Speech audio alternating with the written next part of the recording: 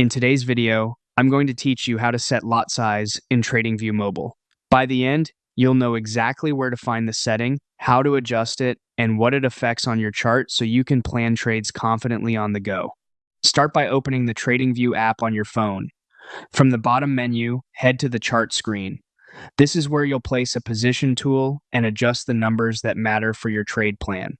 Next, tap the pencil icon at the bottom. That opens the drawing tools. From here, choose either the long position tool if you're planning a buy, or the short position tool if you're planning a sell.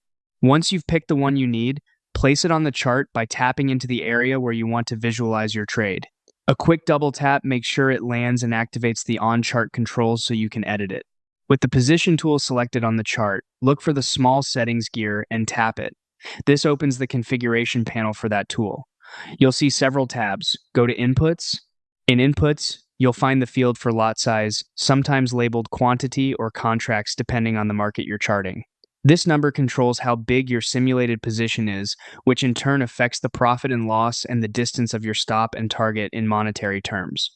Type in the lot size you want. As you adjust it, watch the position box on the chart update to reflect how much you'd gain or lose at your current stop loss and take profit levels. This is a planning tool, so it helps you check that the size fits your risk tolerance before you place a real order with your broker. A quick tip: different symbols can use different units. Forex pairs often show lots, while stocks and futures may show shares or contracts. If what you see looks off, confirm you're editing the correct field in inputs and that the instrument you're charting matches your intent. When you're done, close the settings and you're set.